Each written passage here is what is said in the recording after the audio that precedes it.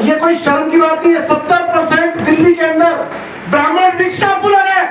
मिश्रा चौबे तिवारी शौचालय में काम कर रहे हैं 50% लड़के। आपको अगर दम है तो मेरे साथ चलिए, सर्वे कराता हूँ मैं।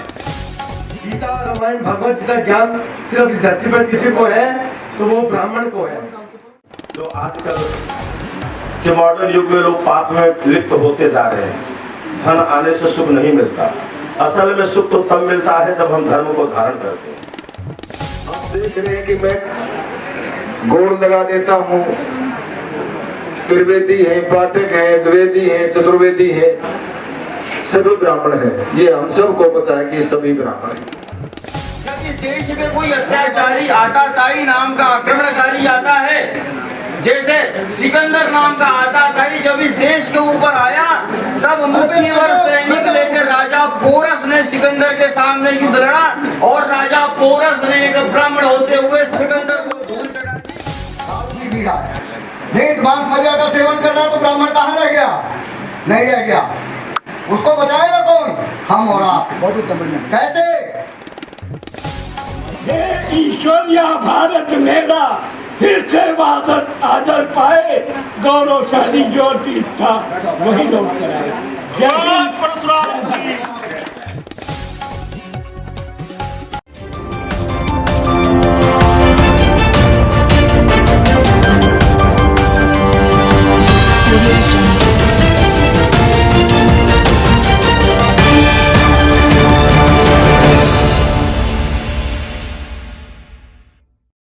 नमस्कार, मैं हूं रूप सिंह गुसाई और आप देख रहे हैं ANC इंडिया। सभी दर्शकों का बहुत अभिवादन है। और आज इस वक्त मैं मौजूद हूं नई दिल्ली पचकुइया रोड स्थित गढ़वाल भवन में, और यहां पर ब्राह्मण विकास संघ के द्वारा ब्राह्मण सम्मेलन यहां पर आयोजित हो रहा है। और ब्राह्मणों की क्या चिंता है, उनकी क्या मांग है, क्या मुद्दे हैं, क्यों आज वो इतना व्यथित है, क्यों आज वो इतना चिंतित है कि आज उसे अपने एकजुट होने के लिए संघर्ष करना पड़ रहा है। इन सब बातों को लेकर के ये कार्यक्रम है, सम्मेलन है। और आइए मैं आपको लेकर के चलता हूँ इस गढ़वाल भवन के प्रांगण में, और ब्राह्मणों की क्या समस्या है वो आप तक पहुँचाने की कोशिश करता हूँ।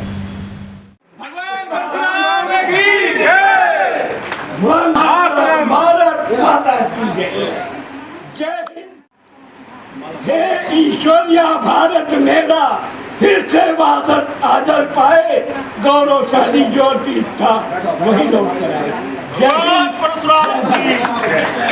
करना नारी का इसके बल पर जग चलता है। पुरुष जन्म लेकर नारी की गोद में ही पलता है। पुरुष जन्म लेकर नारी की गोद में ही पलता है। नाम ललिता मिश्रा है। मुझे मेरे भाई ने अनंत द्विवेदी जी और मेरे अंकल सूर्यभान पांडे जी और बीडी पांडे जी ने मुझे जिम्मेदारी दी है। मैं फरीदाबाद से अवध महासंघ की अध्यक्ष बनाई गई हूँ और बीजेपी में मैं जिला कार्यकारिणी मेंबर हूँ। बीजेपी की पूर्वांचल की महिला अध्यक्ष भी बनाई गई हूँ और मैं सबका बहुत धन्यवाद करती हूँ तहे दिल से। और मैं जो जिम्मेदारी मुझे दिए है मेरे चाचा जी, मैं चाहती हूँ कि उसे दिल से निभाऊँ। बहुत बहुत धन्यवाद। साथियों, जब अपने अंदर ब्राह्मणों की जब बात आती है तो हमारे अंदर ब्राह्मण का नाम लेते ही जज्बा पैदा होना चाहिए।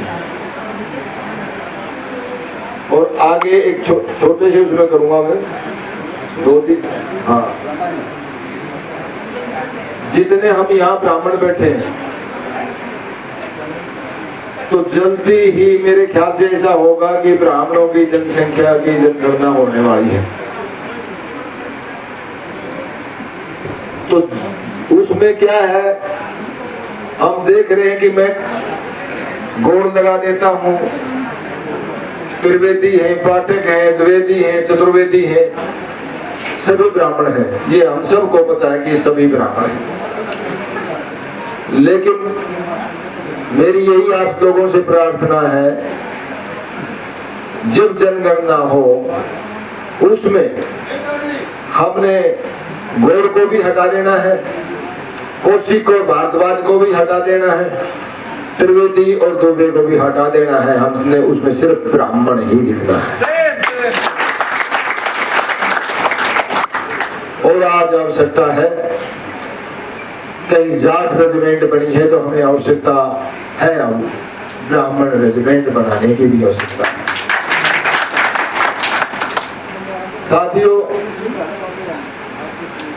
आपने पेपरों में भी पढ़ा होगा, नितिन गडकरी जी ने जगह कहा है कि असल में आज अगर दलित है तो वो ब्राह्मण है। ब्राह्मण को ये हालत है। और अभी थोड़ी देर पहले एक सज्जन आए थे, बहुत बढ़िया कहा कि ब्राह्मण की जो है सहायता बहुत कम करी, तो आपस में सहायता करने की भी आवश्यकता है। सूरज के समान समाज को प्रकाशित करने वाले, संस्कारित करने वाले आप हैं। गीता, रामायण और भागवत का ज्ञान रखने वाले और उस ज्ञान को परिवार में, समाज में, अपने बच्चों में और पूरे संसार में बांटने वाले भी आप हैं। गीता, रामायण, भागवत का ज्ञान सिर्फ इस धरती पर किसी को है तो वो ब्राह्मण को है। गंगा, जमुना, सरस्वती के समान और करुणा, दया और ममता लुटाने वाली, प्यार लुटाने वाली, वक्त आए तो अपने जान पर खेल जाने वाली, और हर समय अगर वो वेंटिलेटर पर भी है तब भी अपने परिवार का भला और सुख सोचने वाली जो अगर वो नारी है तो वो आप है। और अगर इस धरती पर सबसे बड़ा ऊर्जा का कोई स्रोत है तो हमारे सामने बैठे हैं वो युवा ब्राह्मण है। प्यारे दोस्तों, इस धरती का सबसे बड़ा सिरमौर अगर कोई है तो ब्राह्मण है। अगर इस धरती का सबसे बड़ा कोई ज्ञान है तो वो ब्राह्मण है। ये आज जो धरती देख रहे हो चलती हुई, ये ब्राह्मणों की वजह से चल रही है। मैं ये आपकी शोक्ति नहीं कर रहा हूँ, मैं सच्चाई बता रहा हूँ। हमें अपनी ऊर्जा को समझना पड़ेगा, अपनी ताकत को समझना पड़ेगा, अपने परिवार को समझना पड़ेगा और पूर्वजों ने जो हमें शक्ति दी है उसको समझकर चलना पड़ेगा।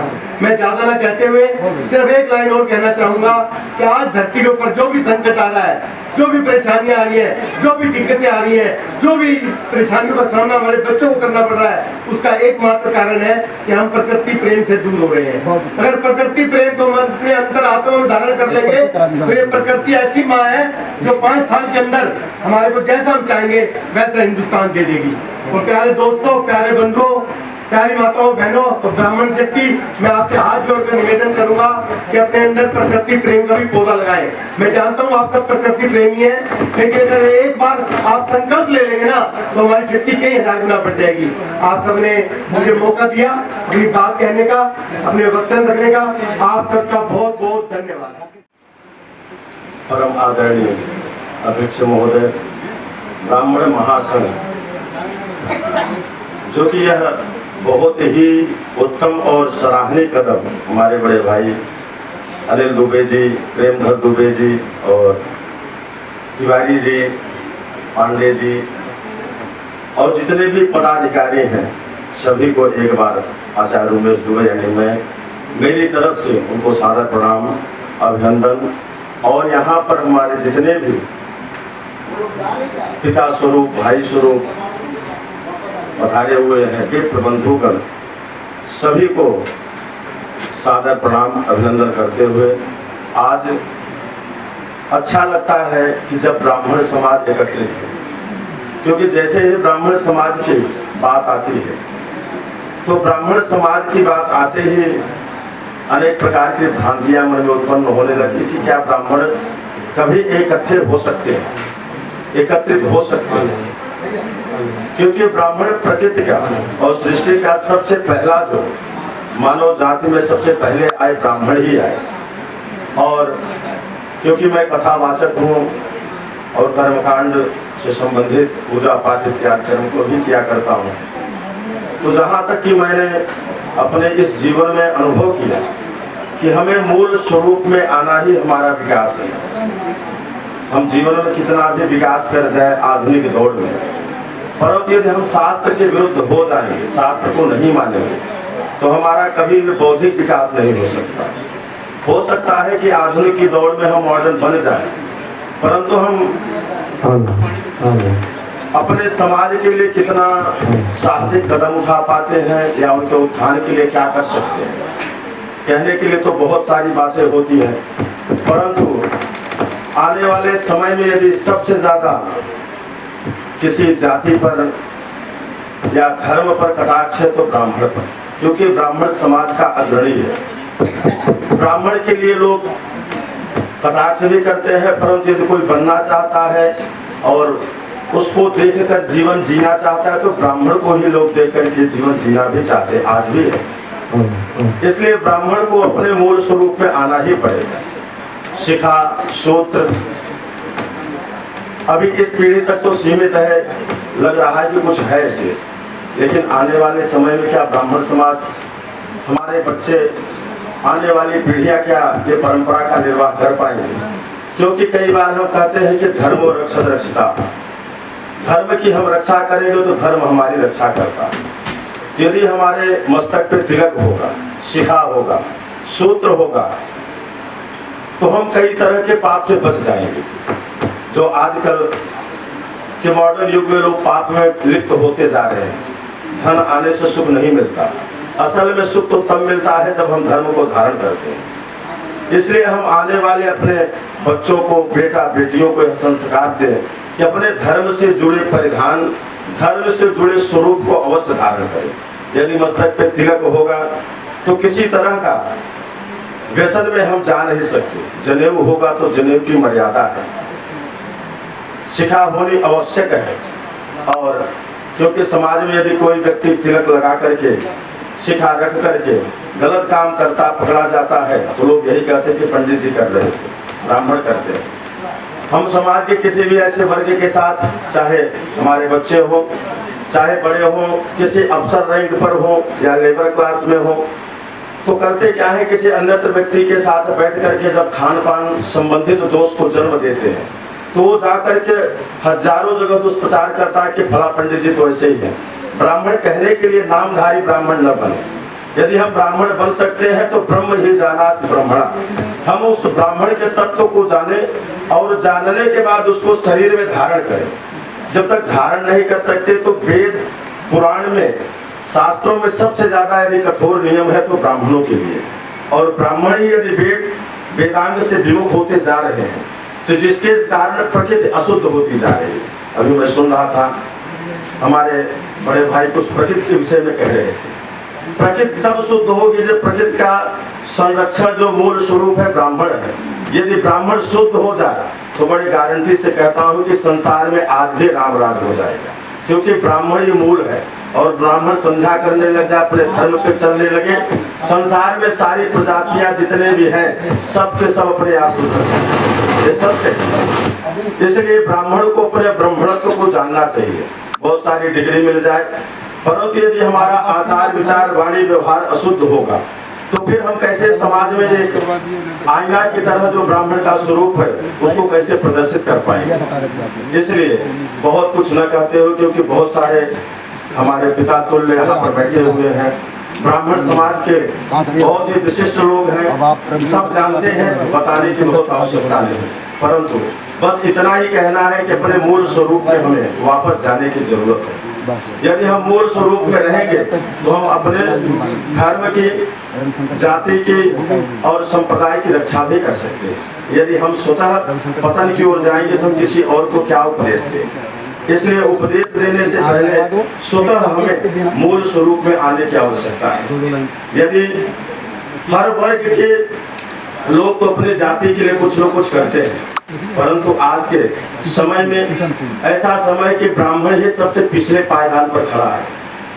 पिछले पायदान पर ब्राह्मण धीरे धीरे ब्राह्मण पतन की ओर जा रहा है। इसलिए जो जहाँ भी जिस पद पर है, चाहे सरकारी महकमे में, चाहे प्राइवेट सेक्टर में या किसी भी संस्थान से जुड़े हैं, तो अपने ब्राह्मण परिवार की मदद अवश्य करें। समर्थवान है तो उसकी मदद अवश्य करना चाहिए, उसे उठाने का प्रयास करें। यदि आप ऐसा करते हैं तो जो हमारा लक्ष्य है हम उस लक्ष्य पर चलने के लिए सहमत हो जाएंगे। यहाँ कौन देख रहा है? हमारा कोई बड़ा बूढ़ा नहीं है, दारू भी पी रहा है, मीट मांस मदिरा का सेवन कर रहा है, तो ब्राह्मण कहाँ रह गया? नहीं रह गया। उसको बचाएगा कौन? हम और आप। कैसे? जिस एरिया में जहाँ हम सब रहते हैं 4-4, 5-5 की एक टोली बनाएं और अपने आसपास कोई भी गांव देहात से बच्चा आता है या कोई ब्राह्मण आता है उसको अपने साथ जोड़ें, अपने साथ जोड़ें। जोड़ करके जब वो जुड़ा रहेगा तो उसको भय रहेगा, भय रहेगा तो ऑटोमेटिक को नहीं कोई कदम उठाएगा, बिल्कुल नहीं विचलित होगा अपने मकसद से, अपने ब्राह्मणत्व से। इसलिए बचाने के लिए हम सबको एक साथ होना पड़ेगा। और दूसरी चीज जो सबने बताया, शिक्षा का स्तर, ब्राह्मण शिक्षित कैसे हो, ब्राह्मण अपने वजूद को कैसे बचाए, चाहे भगवान विश्वाम हो, मंगल पांडे हो, सबको जन्म देने वाली एक नारी है। आज हमारे समाज में नारी की शिक्षा को लेकर के कोई सरकार हो, कोई संगठन हो, क्या कर रहा है? हम सब शिक्षित कैसे होंगे? पहली गुरु हमारी माता होती है। जब हमारी माता ही शिक्षित होंगी तो बच्चा कितना शिक्षित होगा जी? बहुत धन्यवाद। बच्चा कितना शिक्षित होगा?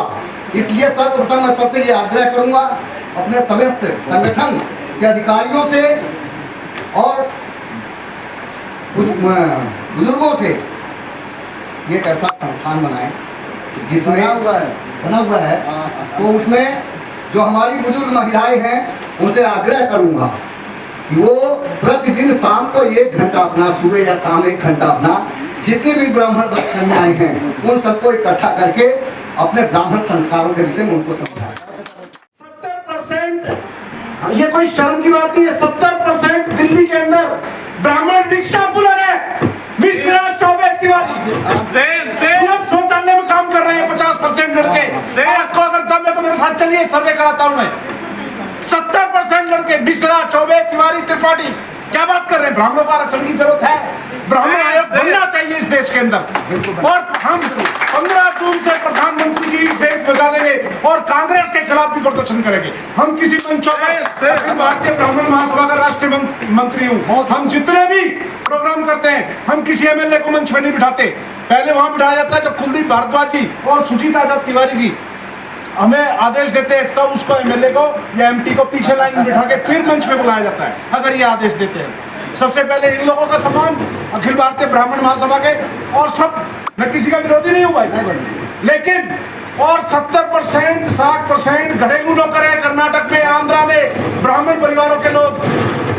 तो इसलिए ब्राह्मण आयोग की मांग कर रहे हैं हम, और ब्राह्मणों के लिए आर्थिक रूप से।